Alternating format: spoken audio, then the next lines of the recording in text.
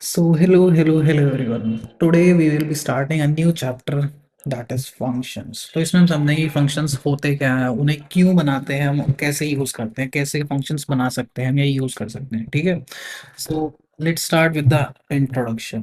सो अब तक हमने क्या पढ़ा था, हमने कुछ प्रोग्राम्स बनाए थे। उसमें हमने रियलाइज किया था कि कुछ प्रॉब्लम जो है कॉम्प्लेक्स हो जाती है। कॉम्प्लेक्स मतलब कि जो नंबर ऑफ लाइंस हम प्रोग्राम में लिखते हैं वो बढ़ जाती है बहुत सारी। सो इससे क्या होता है, प्रोग्राम जो है बहुत बड़ा, बल्कि या फिर डिफिकल्ट हो जाता है थोड़ा मैनेज करने के लिए, है ना, क्योंकि हमें हर एक लाइन का ध्यान देना पड़ता है।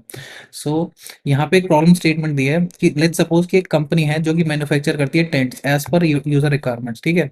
सो टेंट का ये क्या कहते हैं, पूरा डिजाइन होएगा। यहाँ पे एक ये सिलेंडर है और यहाँ पे कोनिकल फ्लास्क है, ठीक है। सो कंपनी करती है एक टास्क को क्या कहते हैं, परफॉर्म करती है।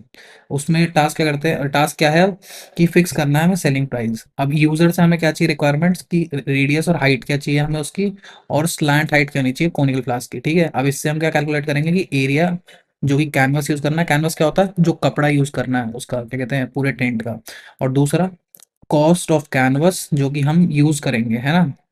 और लास्ट में नेट पेएबल अमाउंट जो कि कस्टमर को पे करनी पड़ेगी, जिसमें हम 18% टैक्स भी इंक्लूड करेंगे, क्योंकि गवर्नमेंट को भी पैसा चाहिए थोड़ा सा, है ना। सो कंपनी एक क्या करेगी, कंप्यूटर प्रोग्राम बनाएगी जो कि इसे जल्दी और बहुत अच्छे से कर सके। सो ये प्रोग्राम यहाँ पे बनाया गया है 7-1, ठीक है। सबसे पहले हम प्रिंट करेंगे। प्रिंट क्या करना है हमें कि enter the value of cylindrical part of the tent, ठीक है। एंटर करनी है वैल्यू। अब सबसे पहले हम एच नाम का एक वेरिएबल बनाएंगे। इसमें हम क्या क्या चाहिए हमें, इसमें हाइट, कुछ हाइट देगा हमें यूजर। दूसरा हमें आर चाहिए जो कि है रेडियस, ठीक है। और इन दोनों को हम फ्लोटिंग वैल्यूज में कैलकुलेट करेंगे, ताकि थोड़ा कहते हैं एक्यूरेट हो वैल्यूज। तीसरा हमें एल चाहिए। एल क्या है, slant height of the conical, और इसे भी हम फ्लोट में कन्वर्ट कर देंगे। अब हम यहाँ क्या कर रहे हैं, हमने दो फॉर्मूलाज लिखे, ठीक है। दो फॉर्मूलाज क्या है, 3 पाई आर एल, ठीक है। पाई आर एल क्या कर रहा है, ये एरिया ऑफ कोनिकल पार्ट को कैलकुलेट करेगा, और इसकी वैल्यू हमने सेव कर दी सी एस ए कोनिकल में, ठीक है, curved surface area of conical part. और दूसरा हमने वेरिएबल बनाया C S A cylindrical, cylindrical part का कर्व्ड सरफेस एरिया, उसके लिए फॉर्मूला ये है 2 पाई आर एच, ठीक है।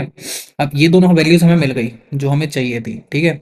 अब तीसरा हमने पूरे कैनवास का एरिया कैलकुलेट कर लिया। कैसे कैलकुलेट किया, इन दोनों एरियाज को क्या कहते हैं, कर्व्ड सरफेस एरियाज को ऐड करके।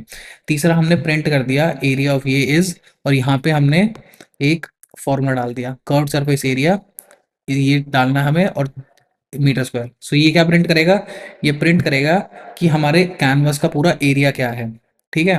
कैनवस का एरिया यहाँ कैलकुलेट कर रहे हैं यूजिंग दीज टू वैल्यूज। अब नेक्स्ट क्या चाहिए हमें, यूनिट प्राइस।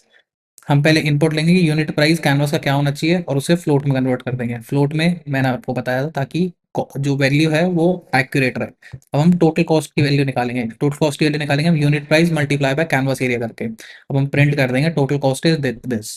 अब हम टोटल कॉस्ट में 18% टैक्स कैलकुलेट करेंगे, टैक्स को इसमें सेव कर देंगे, और नेट प्राइस हम कैलकुलेट करेंगे टोटल कॉस्ट प्लस टैक्स। हम प्रिंट कर देंगे net payable amount is this, ठीक है। सो आई होप आपको समझ आ गया होगा। हमने क्या किया, पहले इसका कर्व्ड सरफेस एरिया कैलकुलेट किया, फिर इसका कर्व्ड सरफेस कैलकुलेट किया, फिर इन दोनों का कर्व्ड सरफेस ऐड किया, फिर हमने यूनिट प्राइस को यूजर से मांगा।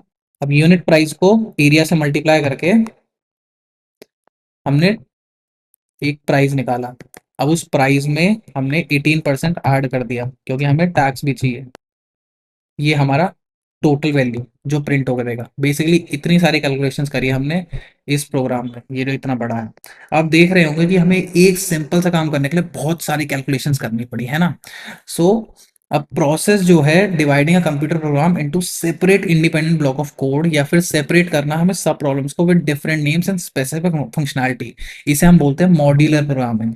मॉड्यूल्स बना देते हैं, या फिर इसे फंक्शंस के थ्रू भी कर सकते हैं। फंक्शंस भी बेसिकली यही काम करता है, एक पूरे प्रोग्राम को ब्लॉक ऑफ कोड में तोड़ देता है, ठीक है। अलग अलग ब्लॉक का अलग अलग काम होता है, फिर हम उसको एक साथ यूज कर सकते हैं, ठीक है।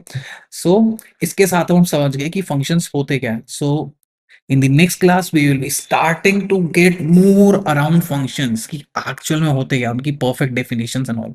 सो I will see you all in the next lecture. For this lecture thank you, see you, tata, bye bye.